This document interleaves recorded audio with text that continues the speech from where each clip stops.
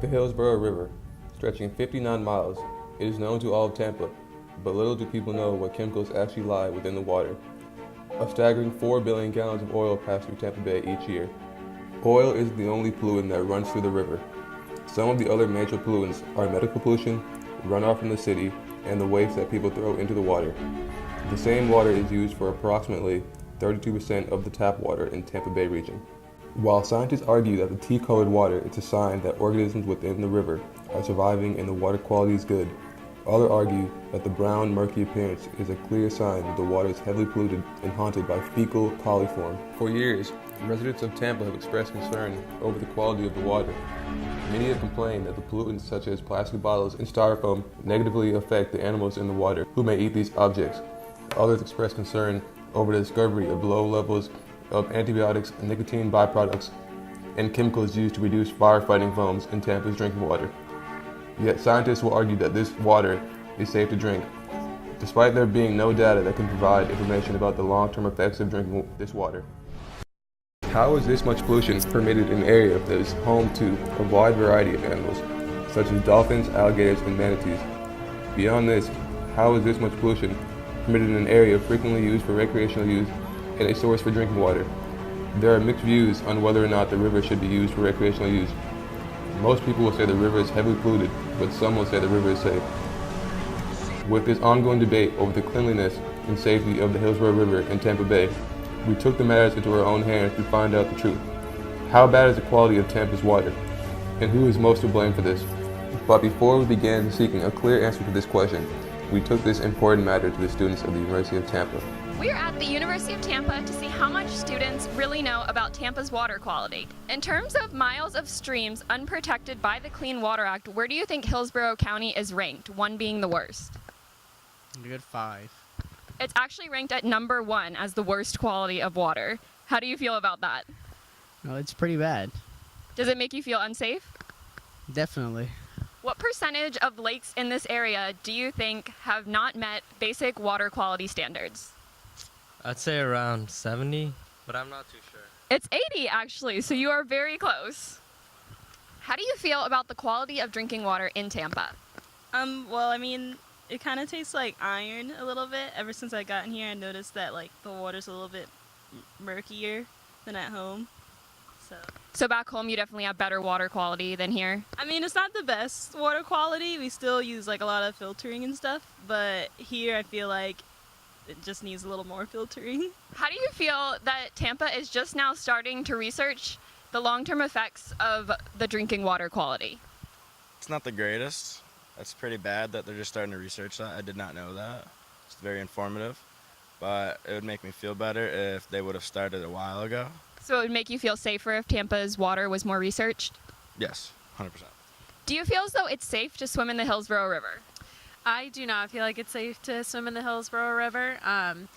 I've just heard from biology classes here at UT that they test the water and there's not very safe bacteria and stuff within the water. So there's definitely a lot of contaminants in it that makes you think it's not safe to the public?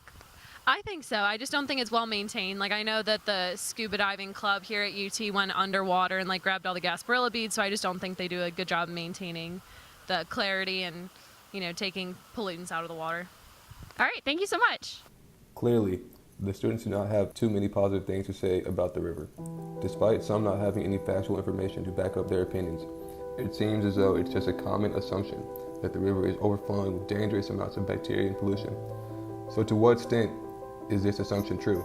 We brought our questions to the director of the Tampa Water Department in order to seek out the truth. We are on our way to the Tampa Municipal Office Building to interview Chuck Weber, Tampa's Water Department Director, and get some more information on Tampa's water. Okay, so tell us a bit about what you do in the city of Tampa and what your position is. Well, my name is Chuck Weber. I'm the Water Department Director for the City of Tampa, and my job is to make sure we have a good, plentiful, safe water supply. So how long have you been Tampa's Water Department Director? It'll be 3 years this month. And what led you to wanting to have a career involving Tampa's water? Well, my career actually started in Kansas.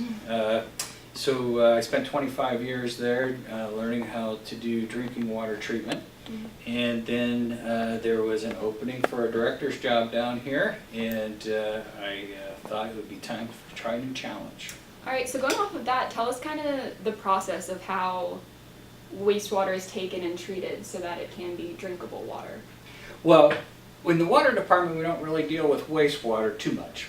Our primary source of water is the Hillsborough River, and we have a drinking water plant that takes water and runs it through a coagulation process, a filtration process, ozonation, and then we add chlorine and ammonia to form chloramines as a disinfectant that goes into our system, our distribution system. After the water is used, it goes into the wastewater system. It's collected. It goes to an advanced wastewater treatment plant, Howard Kern Advanced Wastewater Treatment Facilities. They were designed to remove nutrients so that the water going into the bay would be able to clean up the bay. There's been articles in the past about seagrass and how it's recovered, and it's really primarily due to the removal of nutrients, and in no small part to the advanced treatment that happens at Howard F. Kern Treatment Lab.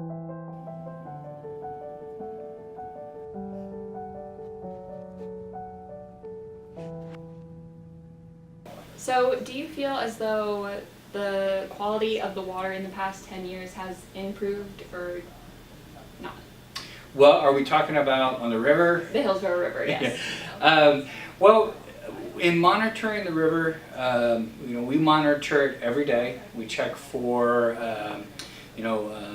things like total organic carbon, hardness, turbidity, color, and really color and TOC are the really big things on the river to look for. But you'll find everything in the river, and very low concentrations all the way up to high concentrations. We monitor the many parameters daily, and TOC and color are the primary ones that we're concerned about. During the rainy seasons, most of the water is coming from swamplands, and so the water's been sitting in the swamps, gaining organic matter. That's basically how you make tea. And so when the water's coming down the river at that time of the year, it looks like tea. And you have to remove those organics. And that's why at the David L. Tippman water treatment facilities, that's our drinking water facilities, we have the processes in place, the coagulation process, the ozonation, the biologically active filters to remove that kind of color and the TOC that's associated with it. Awesome. So according to a news release from a Florida environmental organization, more than 80% of the lakes and reservoirs that have been tested in Florida have failed basic water quality standards. Yet over 2/3 of Florida delegation voted to undermine restoration of the clean water safeguards. So this was in 2013. What has changed since then? Well, that's a tough question. I wasn't here in 2013. So when you're talking about stream water quality in rivers, I couldn't say that a whole lot has changed. I don't really, I wasn't here in 2013, and I don't really have a good history of any changes on the river except for the last 3 years. I can tell you that we haven't had anything that's not normal. Some things that we haven't been dealing with since the water treatment plant was designed and built. Okay, so what kind of pollutions are in the water in the Hillsborough River? Oh, well, I mean, as I mentioned earlier, you're going to find everything. I mean, the rivers collect everything. The water's a natural solvent. So you're going to find every pollutant that's known, really, in the river. It's just a matter of concentration. Most of the things, you're going to be able to measure at very, very low levels. Some things that you can't measure at low levels, you won't even detect them in the river. But the biggest things we're concerned about is organics, we have to monitor for pesticides. The reservoir will have algae in it from time to time that we have to deal with, but mainly it's the organics. So do you think these pollutants affect the ecosystems of the Hillsborough River, or do you think it doesn't? Well, it's like anything, if it's at a high enough concentration, yes. But I am not aware of any current issues with contaminants in the river that are causing any current problems. So, based on the most recent data available from 2015, the state ranked second in number of people impacted by violations under Safe Water Drinking Act. So, I know you weren't here back then, but how would water with such poor quality be allowed to be able to drink? Well, first off, when you have violations of the Safe Drinking Water Act, there's different kinds of violations. There's violations of primary MCLs, maximum contaminant levels. Those are the ones you really want to be concerned about, because that says, hey, there's something immediately dangerous in the water. So it could be that kind of violation. Another Safe Drinking Water Act violation is the water's safe, you just got your report in late, 31 days instead of 30. You can get a violation for that. So it's called a reporting violation. So it really depends on what kind of violation it really is as to whether or not there's any health concern. But Tampa doesn't have any violations, and it hasn't. In fact, it participates in a program called the Safe Partnership for Drinking Water, and it's a program developed by the American Water Works Association. And the partnership is designed for plants who voluntarily agree to meet standards that are higher than the regulations. And you can't be part of the program if you have a violation. All right. So Tampa's working on, is it 25 years? It'll be 20 there. 20 years. This year? I think so. Yes. Yeah. So we're working close to getting a quarter century of being part of this partnership that goes well beyond the regulations as far as meeting the water quality criteria. So the water quality is improving. For Tampa, yes. Okay. It's always been good, and we struggle every day to find ways to make it better. So currently the water is considered unsafe to swim in the Hillsborough River. Do you think in the near future it will be considered safe to swim in? Are you saying it's unsafe to swim in all parts of the Hillsborough River? By the University of Tampa. Okay, well, that's really not my department, but as far as I know, they're unless the health department has put out an advisory for swimming, I'm not aware of any reason why we can't swim. Okay. So the most recent data that came out for water reports was in 2015, and it's now 2018. Will there be an updated quality report coming out? Well, the quality report, the most recent one that should be on our website is 2016 data. And it always lags a year behind. So the water quality reports are actually mandated to be distributed by July 1st. So normally we have a bunch of billing cycles, we try to put them in with the bills, and so we have to start a couple months early. So actually this month, I think the water quality reports will start going out by the end of this month, and by July 1st, everybody will have received one. So in July there should be some water reports coming out? Before July, in the next month or so, and that will be with 2017 data. All right, so tell me about the Tampa Augmentation Project. TAP, it's one of my favorite projects. This is an exciting project. What we're trying to do is make use of a resource that we've had for 35 years. And that's the water flowing out of the Advanced Wastewater Treatment Plant at Howard F. Kern. That plant was designed to remove a lot of nutrients. And when they first put it online, the developers of that plant and project actually had champagne glasses, and they drank the water coming out of that plant. And all of them, well, some of them died of natural causes. It's been a while, 35 years, but some of them are still around. So what we're trying to do is not waste this water and put it into the bay, because you can't use it after that. There have been other projects where we've tried to take the water and put it up at the headwaters of the bypass canal, and make use of the water coming down the bypass canal, Tampa. There is a requirement, a Florida state statute that requires us to achieve a minimum flow year-round. And right now, we are actually working with SwiftMud to pump water backwards through the bypass canal system so that we can flow it downriver from the dam. With this project, we'll have a water source that we can just open a sluice gate on the dam and allow the water to flow, rather than wasting energy to pump water backwards, and we'll have a continual source of water. So Those are just a couple of the environmental benefits. But we'll also be able to keep the Hillsborough River Reservoir full year-round. And what happens during the dry season is it gets very low.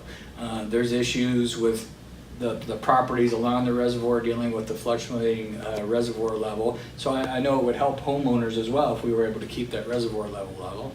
And then if we're able to keep the reservoir full, our drinking water facilities can run at their maximum capacity, which puts less stress on the Tampa Bay water system, and they will have water available for the other members of Tampa Bay Water. In addition to that, we also, during drought periods, have to pump water from the Harney Canal, which is attached to the Tampa Bypass Canal, to move that water into the reservoir while we can. That makes less water available for the Tampa Bay Water utility and the region when we do that. If we were able to keep the reservoir full, we won't have to do that, and in fact, we can actually send water the other way, up to 20 million gallons of water we can make available for their region, in addition to meeting the city's supply needs. So there's a lot of advantages with this project. So it sounds like that project's gonna really help the environment in terms of the water. It will help the environment, and it will be a very sustainable water supply for the region, not just for the city. So what are some other exciting projects that you're working on? Well, one of the ones that I'm really excited about is advanced metering infrastructure.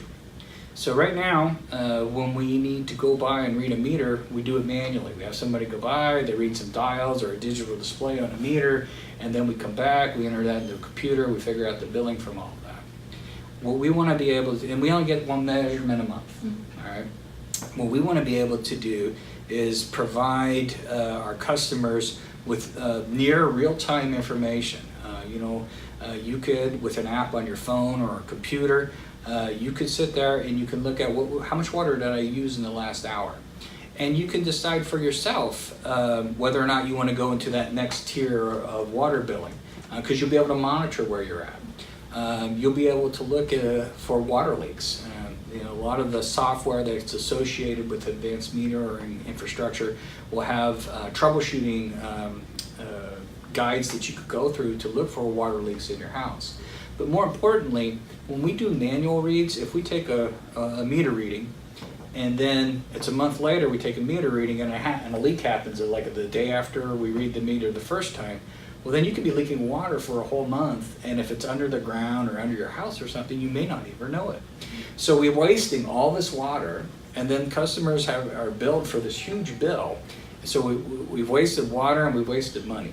With advanced metering infrastructure, we'll be able to detect those leaks within an hour or two and be able to stop the problem right away. Notify the homeowners, they'll be able to turn the water off, get their plumbing fixed. So that way we won't waste water, they won't have a huge bill, and things will be much easier for our customers. So what time do you think that project's gonna really be Well, done and people will be able to use it? It's an expensive project. It's gonna cost maybe $20–30 million, so it's not a small thing.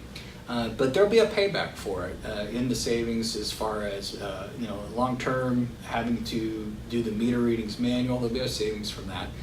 There'll also be a savings from water loss and things of that nature. But it's a long-term payback, so it's something that we're going to have to phase in. And we need to figure out whether or not our water rates can support that and how fast our water rates will allow us to phase something like that in. So to answer your question directly, I'm hopeful in 2 or 3 years we'll be starting to phase this in. How much research would you say goes into these projects before they can actually start? Research and planning, I would say. For the TAP project, we've been planning that for 3 years now almost. So that takes a lot of, something of that scale takes a lot of planning and testing and modeling. For the advanced metering infrastructure project, let's see, I know I've spent probably about 100 hours or so, and I think some's probably spent 200 hours working on it. And we had done business case study years back. Yeah. So it could take a year or so of study for big projects. Okay.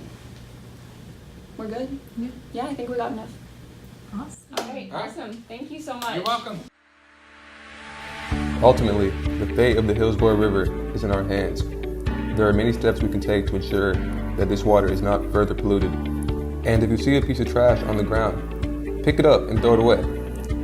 If the item is plastic, paper, cardboard, metal, or glass, throw that item away in the nearest recycling bin. You should never dump paints, oils, chemical cleaners, or non-degradable objects such as baby wipes down the drain. These items contain toxic ingredients and can end up in our water supply. Always contact your local sanitation, public works, or environmental health department to find out how to safely dispose of these materials.